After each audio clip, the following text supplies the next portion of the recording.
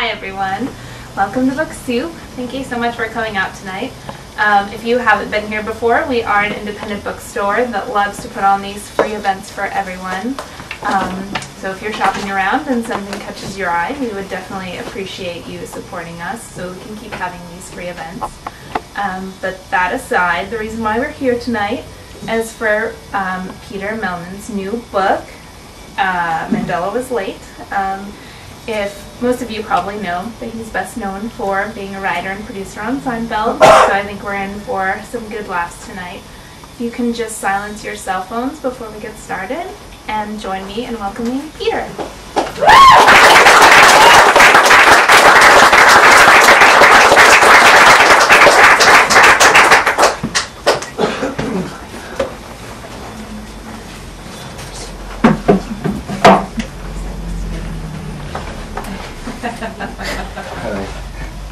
I'm just going to do like an acoustic.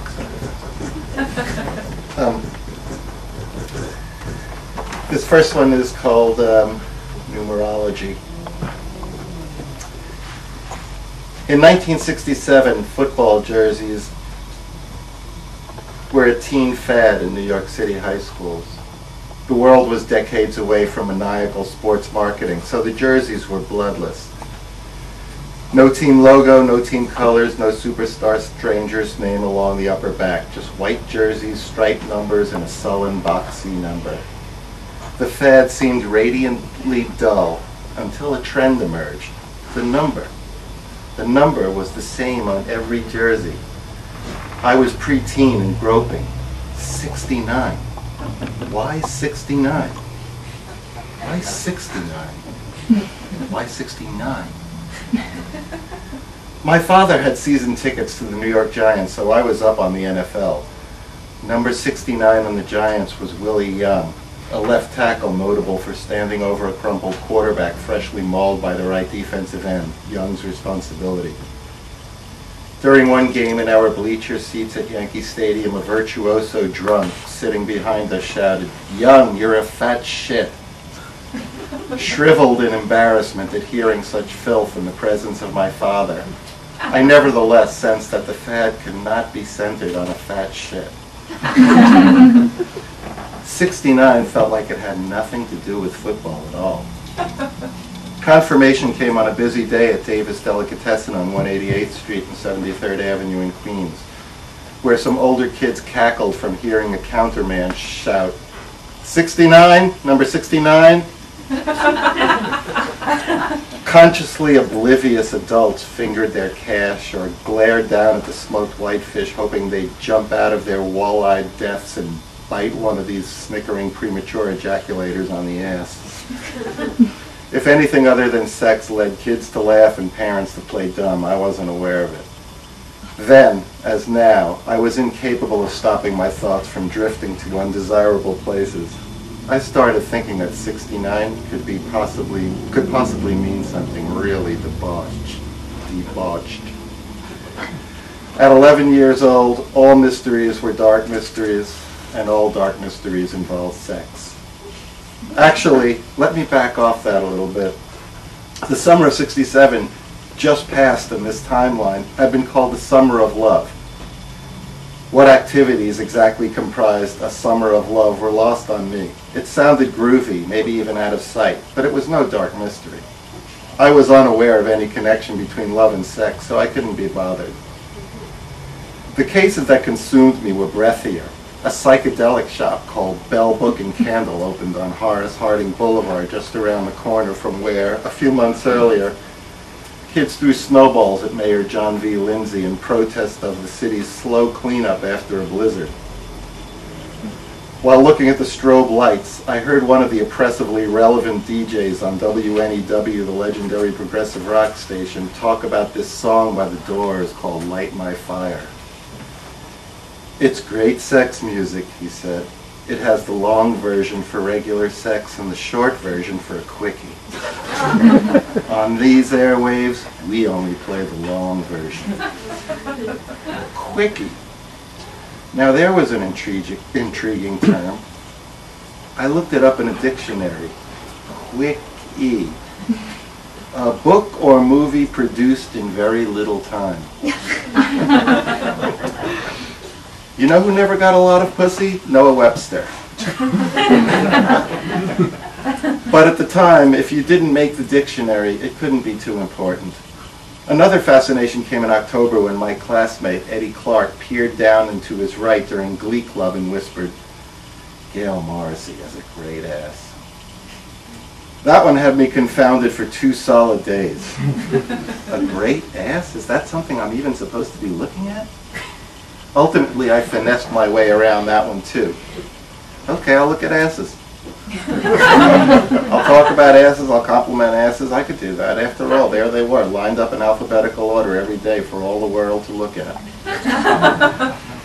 But 69 was different. It couldn't be so easily dismissed. The number was the fad, and it had to mean something specific and crucial to life in this, the cheeriest country on earth.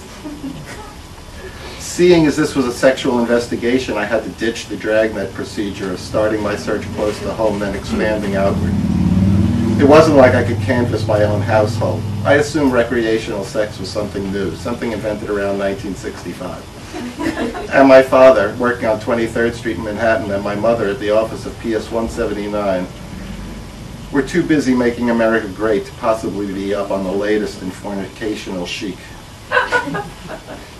I used to look at them and their friends, wondering how it was possible they'd all had sex. Now I look at my friends the same way. What comes around is even more appalling when it goes around. Although, I should mention that my parents, after a Broadway show, did take us one time to dinner at Max's Kansas City, the hottest New York restaurant among the burgeoning hippie scene. Ooh, look out, you rock and rollers. Here come the Melmans. All the crazy long hair and off-smelling smoke was scary and thrilling, as was the girl who smiled at our out-of-place nuclear family, then flashed us the peace sign. Her braless breasts, if used properly, could have inspired the Viet Cong into unconditional surrender. My father flashed the peace sign back. Hey, maybe my parents would know what 69 means. No. I was a subversively conventional child, a studious angel who couldn't be known to explore such weapons-grade vulgarity. Confidential sources would have to be cultivated outside the home. I carefully considered possible educators. The choices were dodgy. The first was Kenny Kantrowitz. Despite doing his second tour of 5th grade, Kenny had an impressive grasp of all matters taboo. He didn't let his fixer-upper of a brain keep him from staying in touch with the ex-peers who had zoomed past him into 6th grade right on schedule. And let me tell you something, 6th graders at PS 26, they knew stuff. The plan was to sidle up to Kenny and mention that on a math test I'd gotten a grade of 69. Then hope he'd break into his Jurassic laugh and explain everything. On a Friday morning, I went up to Kenny in the auditorium as he labored over something he could just about identify as a book. He seemed grateful for the interruption, so I launched part 1 of my plan. But when Kenny more or less congratulated me on my math score, I nodded and walked off toward the front of the auditorium. My friend Anthony Milano asked me what I talked to Kenny about. Math, I said. He gave me this faraway look, which was understandable, as it had only been a few weeks since Anthony had convinced Kenny that Mount Rushmore was a natural rock formation. My second source was Gary Lauer, a perfect combination of older, friendly, and pitiful. Because of his huge nose, Gary's nickname was Face the Nation. So dubbed by his best friend, Mike Bostic, who had a flair in this area. His black cat was named Willie McCovey. Considering the constant abuse Gary took for his prematurely grotesque profile, I hoped he'd be flattered anyone would seek him out for anything. I caught up with him as he watched pickup basketball in the schoolyard. Gary never played sports. He just watched, as if he were a season ticket holder to his friends' lives. On this day, 3 of the 10 players were wearing 69 jerseys. Perfect. Little Mel, what's up? Gary said pleasantly. I opened with basketball talk, noting that Phil Schoenhout couldn't dribble to his left. Gary said, no, he has no left hand. He has a right hand and a non-right hand. I laughed. Gary had the kind of lively sense of humor I had associated with aesthetically tragic people. I reasoned that there had to be some special dispensation from God to make up for the tyranny of chromosomes. Pleased by my laughs, Gary made more jokes. I laughed more. Fun. We were having fun. So I threw it out there. Boy, what's the big deal about 69? Gary's nervous system high-jumped, his face going all gargoyle, as if he were seeing himself in the mirror for the first time. What did you ask me? I backpedaled. The shirts with the numbers. Oh, forget it. Too late. Face the Nation bolted up and waded into the middle of a fast break. That's how much this couldn't wait. He grabbed Phil Schoenhout and whispered to him with Cold War urgency. Phil's braces, which required only slightly less wiring than the Triborough Bridge, pitched forward. I noticed that he went to his right, even to wave over other players who one by one buckled in viral laughs. I blew out of a side exit of the schoolyard. I ran home, just ran full tilt, my head baggy with questions bigger than me. Tearing through a path between two buildings, the exact spot where Stephen Swirsky once had told me that President Kennedy had been shot, I bumped into Teddy Scharf. Teddy was 6 months younger than me, and yet he was wearing a 69 jersey. Where did you get that shirt? I asked old Perry Mason. Teddy got nervous, real nervous. It's my brother's, he said. I grabbed it out of his drawer. I thought, you know, everyone's wearing 69 shirts. I don't even know why. I just looked up 69 in the Giants yearbook. It's Willie Young and he stinks. I don't get it. Does 69 mean something? What the hell does it mean? So Teddy was also on the case. His research was a week behind mine, but I decided we could partner up. I brought him up to speed, then warned him against questioning older kids, or of even telling anyone we'd had this conversation. He nodded like a newly deputized narc. We went silent for a few moments, contemplating the world above our heads. On an ensuing weekend, I walked home after hanging out at Eddie Clark's house, where he continued talking about Gail Morrissey's ass as if it were something hanging in the Guggenheim. I had almost $1 in my pocket, so I decided to stop at Lorenzo's, a pizzeria next door to a bowling alley known as The Hole. I was feeling cool around The Hole, as I'd recently bowled my high game there with a ball so light the pins practically had to be bribed into falling. The 16 lanes were downstairs from a nondescript doorway on Union Turnpike, and the street outside the two establishments became a hangout for older kids. I got 2 slices and a Coke, and 2 guys walked into Lorenzo's just as one said, "Believe me, I think he's full of it too, but he swore up and down that he's 69 during in Cunningham Park." Boy, information really rides on random currents. You just gotta stay open for business. I grabbed my pizza and Coke, ate on the move, and ran to Teddy Scharf's house. "Teddy, I just learned something really big." "What?" Teddy whispered. "What?" I paused to let the moment gain weight, then said, 69 is a verb. Teddy's eyes widened as if to say, "Holy crap." This was confirmed seconds later when he said, "Holy crap." I nodded. Yeah, holy crap. We stood there processing. It was getting cold and windy, and in 8 months Bobby Kennedy would be dead and America would be in Chapter 11 for the rest of my life, and damn it. Teddy looked up at me and said, "You're shivering." I thought he was going to ask me into his house, but instead Teddy, in his 6 months late on everything hopelessness, said, "Well, I still don't know what the hell 69 is all about, but I'll tell you this much. When 1969 rolls around, all hell's going to break loose."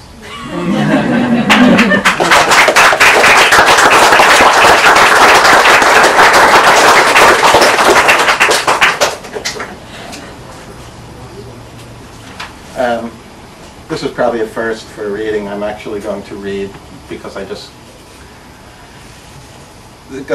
this was recent and I feel like I'm still rewriting it, so I figured I'd keep reading it. I'd read it.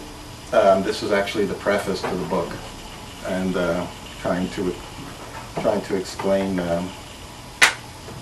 my life and how it got here. It's a great day for self-absorption.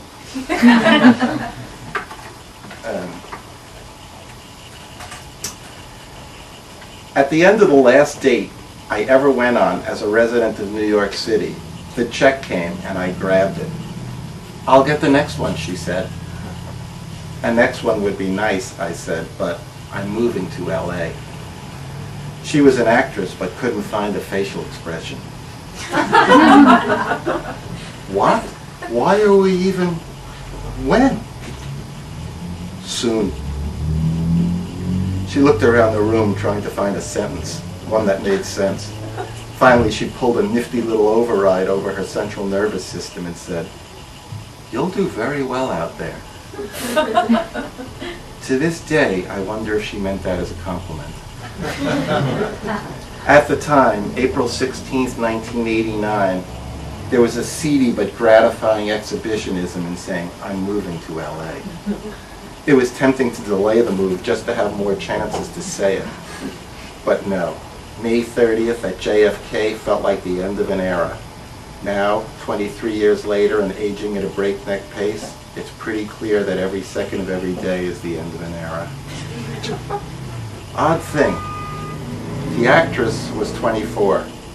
Whenever you date someone younger, women friends ask, "What do you even talk about with her?" As if on dates with women my age we spend an hour on the Cuban Missile Crisis. Odd thing.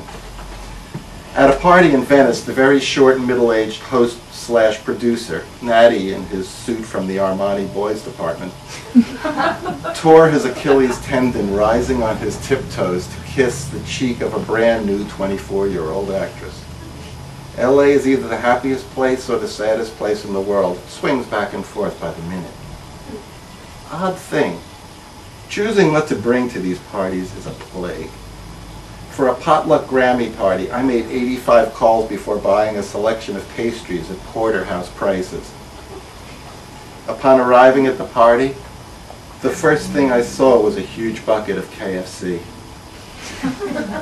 Odd thing. One Grammy party guest worked at the Museum of Tolerance. I suggested an exhibit devoted to lactose.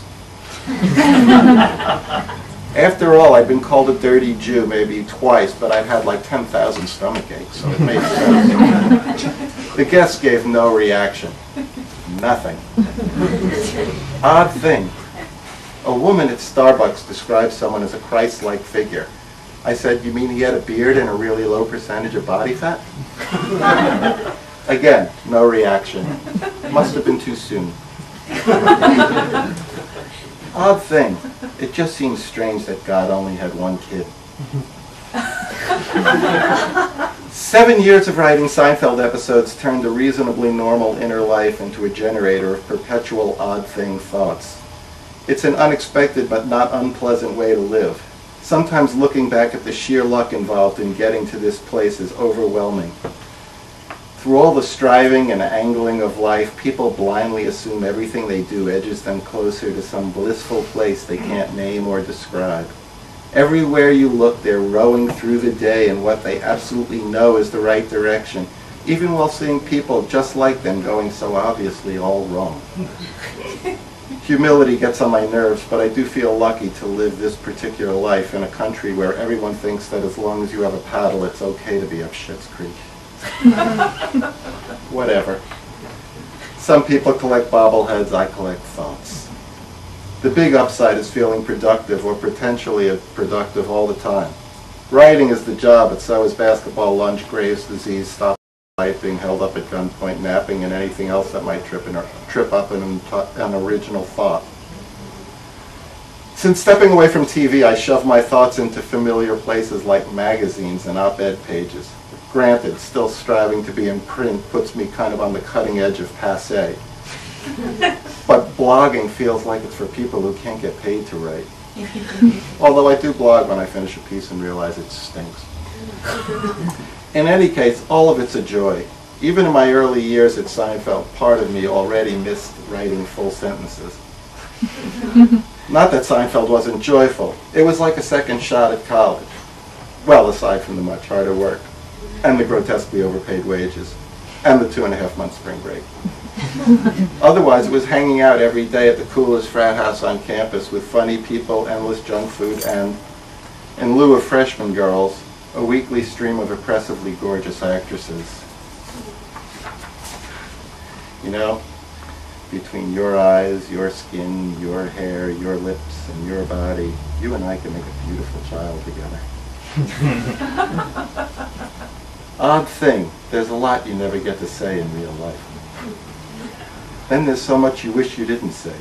You get to middle age and realize the average comment you've made in your whole life comes down to something like, you can move the seat back if you want. Hoping for some record of having said something worthwhile before you die is a good reason to write essays and articles, which isn't to say that's my reason. So many writers say they write to see what they're thinking about. That always sounds over the borderline pretentious. Really, is it so superficial just to write just because you enjoy it? Isn't it an endlessly good game to see little moments in the world and try making sense of them?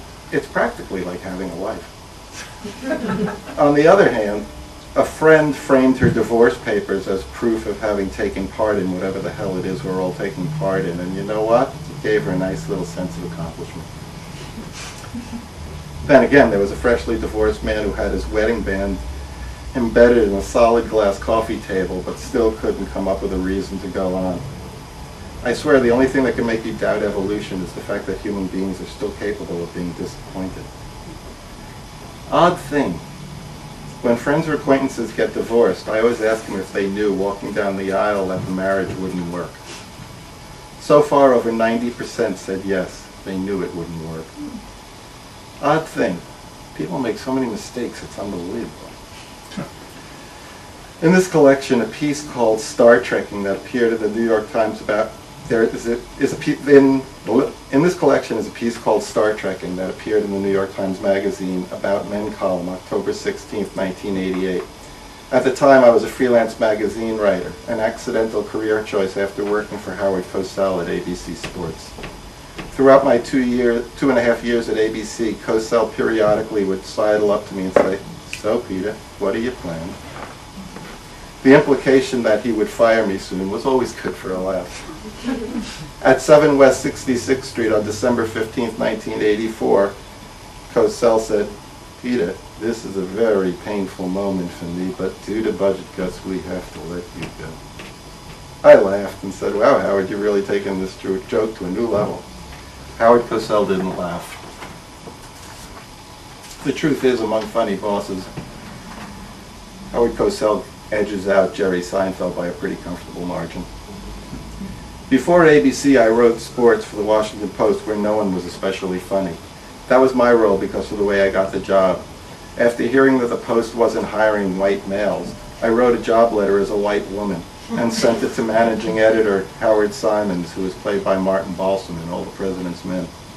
With no meaningful qualifications on my resume, the letter was all jokes. Somehow, I was offered a job by mail as a copy aide, 8 p.m. to 3 a.m. with Mondays and Tuesdays off. It was a job worth jumping for.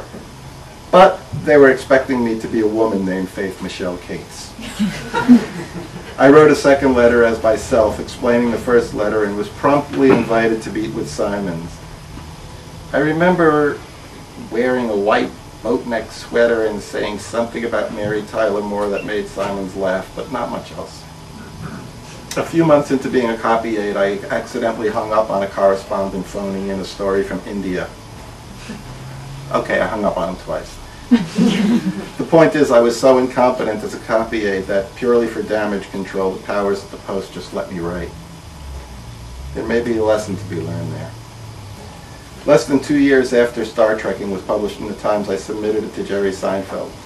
No one else running a show in Hollywood would read an article as a writing sample, but he did and gave me a shot to write a script. At the time, I had hardly written any dialogue beyond the spec script for The Wonder Years.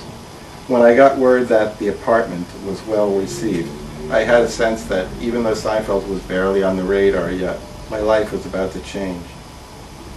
You'll do very well out there. It got back to me that my story became an inspiration among freelance writers in New York. Because of a magazine piece he wrote, he's now making a fortune writing for Seinfeld. I did try to actually feel, the enormity of such good luck. But beyond becoming a fan of the randomness of the universe, I couldn't quite get there. After a few years on the show, I even made a conscious effort to go on an extended ego trip. It just seemed like forgetting the little people should be an entitlement for writing on such a hit show. Odd thing, if you have any shred of human decency, it's really hard to even identify the little people. Although, the morning after we shot The Implant starring Terry Hatcher, I was feeling so great about myself. I called an old girlfriend who had dumped me years before. She asked what I was up to. I told her I was a writer on Seinfeld. She said, "Oh, that's my favorite show. I never miss it." What she did miss was my name popping up on her screen every week. And it wasn't as if my name was buried among the credits of 14 camera operators. No, it was right there, alone, right after "and Jason Alexander as George." So the ego trip never really got off the ground. The palpable benefit of Seinfeld was writing stuff that could potentially occupy a tiny place on the cultural landscape of America. Writers anticipate the world shaking a little whenever their work reaches the public, but you know what? It hardly ever does. So when you happen to think back on a lunch you had in 1987 with an editor who used the phrase yada yada, and a decade later write a script which causes the phrase to wind up in the Oxford English Dictionary, you really need to appreciate the wonder of it all, or life isn't worth living. Frankly, I thought the term anti-dentite from that same episode would be the one that would catch on. But fine, it was yada yada, and you know, it was fine. I keep thinking that it should feel more than fine, but you know, the truth is, if I died tomorrow, nobody will walk away from my grave talking about yada yada. They'll just walk away happy it wasn't them, and that's okay too. But as long as I'm taking this moment to depress the shit out of you. I used to say that working on anything after Seinfeld was like dating again after your wife died. But ultimately that wasn't true. In fact, there was a smooth transition from, say, hearing an NPR story about the Today Sponge going out of business and immediately thinking how great it would be if Elaine loved the sponge and bought out all that were left on the Upper West Side, to reading about steroids in baseball and wondering why no one suspects Philip Roth of doping after turning out brilliant novels into his 70s. The latter wound up on the New York Times op-ed page in a column called Zuckerman Juiced.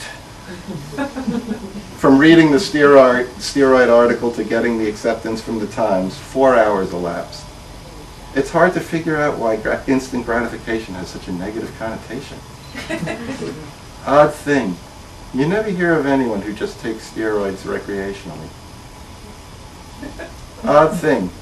At a recent dinner, a person my age asked, "Who's John Updike?" The moment was so astonishing that now, I'm not sure it really happened. So while you might be thinking this is a story about an idiot, I'm thinking it's a story about epistemology. 14 years after the show ended, I still come up with Seinfeld ideas. Having nowhere to put them is just an annoying detail. I mean, how great would it be if Kramer met Maya Lin and convinced her to redesign his bathroom? You'll do very well out there. Well, whatever that woman meant by that line, I'm here. We wind up where we wind up, and as much as people say it all happens for a reason, it doesn't. And I'm glad for that. Randomness makes for bad religion, but if you write for a living, it's your church. And what a church. Show up, don't show up. The God of random doesn't really give a shit. But he does send down some interesting ideas for you to write about now and then. So you say thanks, he says, "Hey, I'm God." You say, "Yeah, keep telling yourself that," and boom, you have religion. Odd thing. One night while doodling during a Laker game, the play-by-play guy said, "Shaq is on a roll." which was shocking to me because I heard Shaq is on parole. A TiVo rewind put the world back in order, but prompted a thought of how funny it would be to listen in on Shaquille O'Neal meeting his parole officer. During increasingly sociopathic doodling, other parolees came to mind, one after another after another. Finally, the vision of a parole officer with Nelson Mandela landed. 2 days later, Esquire accepted Mandela Was Late.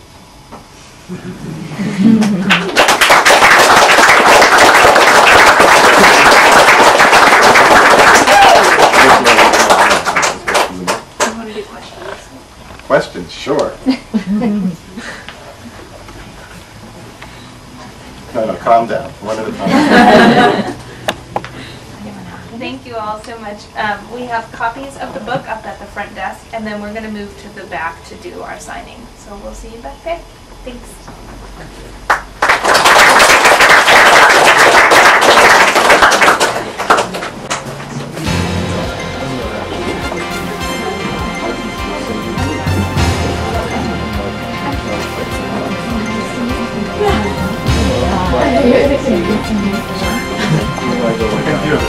Thanks.